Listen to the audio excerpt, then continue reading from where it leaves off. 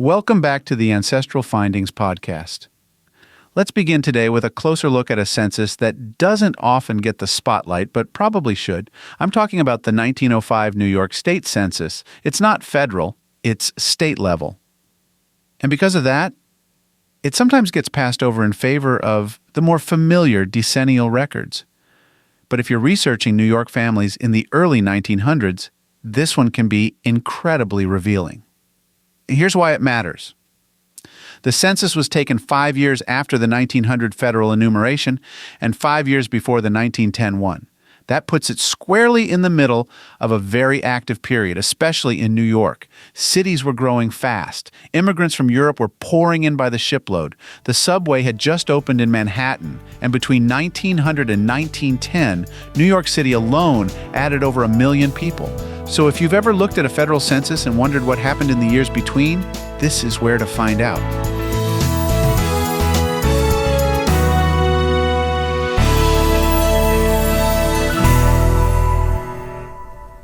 The 1905 New York State Census gathered some key pieces of information. You'll find names, ages, relationships within the household, gender, race or color, and place of birth. But it goes further. Especially for those who were foreign-born, it lists how long they had been in the United States, how long they'd lived in New York, and whether or not they were U.S. citizens. That's particularly helpful when you're trying to track the progress of immigration, naturalization, and mobility. Occupations are included too. So if someone was a machinist, a housekeeper, or a shoemaker, that information is right there next to their name. You'll also see whether they could read and write. Another detail that helps round out the picture. And these snapshots can be surprisingly vivid. It's common to find crowded households in city neighborhoods, particularly tenement buildings in Manhattan or Brooklyn. A single apartment might house not just parents and children, but also boarders, in-laws, or others tied together by need or shared language and origin. These entries give us insight into how people lived side by side and leaned on one another in close quarters. From a research standpoint, this census is a terrific tool for filling in gaps. Say you've got a family that appears in the 1900 federal census, but is missing in 1910. The 1905 state census might show they were still in New York at that time, giving you that one extra data point to follow their story. It might even clear up name discrepancies or ages that didn't match up before. The relationship field is especially useful. You might discover an unexpected relative, someone listed as a boarder or lodger, who turns out to be an extended family member. A surname match, similar birthplace and age, can point to deeper connections, even if the record doesn't spell it out directly. Now let's step back and consider the broader world that surrounded this census.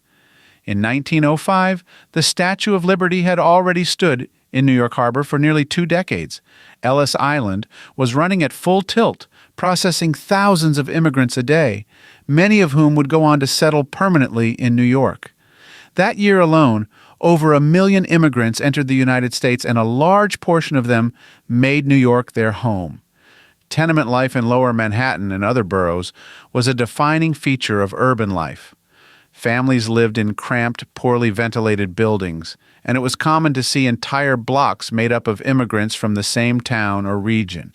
Reformers like Jacob Riis had already published their photographic exposés of poor living conditions, and by 1905, discussions around housing reform were well underway. Politically, New York was still under the shadow of Tammany Hall, the Democratic political machine that exerted influence across city services, elections, and immigrant assistance networks. Leaders like Charles Murphy were powerful figures operating behind the scenes to maintain control of votes and resources. Understanding who your ancestors voted for or received help from can sometimes be tied to these local dynamics. Unions were growing too. The early 1900s saw increased organizing, particularly in trades like garment work, metal shops, and printing. Many census records from this era list occupations that reflect industrial jobs: machine operator, factory hand, pressman, and sometimes those clues can lead to union records or labor-related documents. Transportation was rapidly changing New York's geography. The subway had just begun running in 1904. Streetcars were still common in outer boroughs, and for the first time, people were beginning to think about living a bit farther from work, thanks to these new transit options. This matters when researching residential movement. A family that lived in the Lower East Side in 1900 might appear in Brooklyn or Queens by 1905, not necessarily because they left their community, but because better housing was finally accessible just a short ride away. As for finding the census itself, you've got several options. Family Search offers free access to images, though the indexing may be incomplete. Ancestry has fully indexed entries, searchable by name and location. The New York State Archives holds microfilm copies, and some county libraries or genealogical societies keep their own, particularly for popular counties. If you're hitting a wall, city directories can help narrow down a person's address around 1905. That makes it easier to browse the census manually by ward or street. And don't forget to account for spelling differences or transcription errors, especially for names that might have been anglicized or recorded phonetically. Let's also touch on how to use this census alongside other records. If you're constructing a timeline, the 1905 entry can help mark transitions, new jobs, a child born, a death in the family, or even a move from a shared household into a place of their own. It's an anchor point. With that one record, you can decide whether to look next for church records, a marriage license, or even a newspaper notice. All of this makes the 1905 New York State Census a prime example of what we're doing in this Lost in Between series. We're exploring the records that often fall between the big federal snapshots. These state enumerations, local directories, special surveys, they help fill in the missing pieces, and sometimes reveal entire chapters of a family's story that would otherwise go unseen. So if your research touches New York in the early 20th century, don't overlook this one. It's not just a placeholder between two federal counts. It's a detailed, standalone resource in its own right, taken at a time of real motion and migration. That's it for today, and next time we'll keep this going by moving forward to the 1915 New York State Census. Another moment worth examining. I'll talk to you then.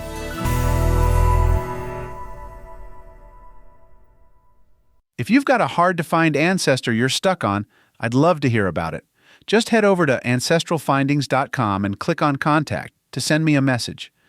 While you're there, take advantage of our free weekly genealogy lookups. Explore thousands of articles and enjoy hundreds of podcast episodes. We've been helping family history researchers since 1995. And if you're looking for even more, check out our Genealogy Gold Q&A series over on Patreon. Thanks for listening, and as always, happy searching.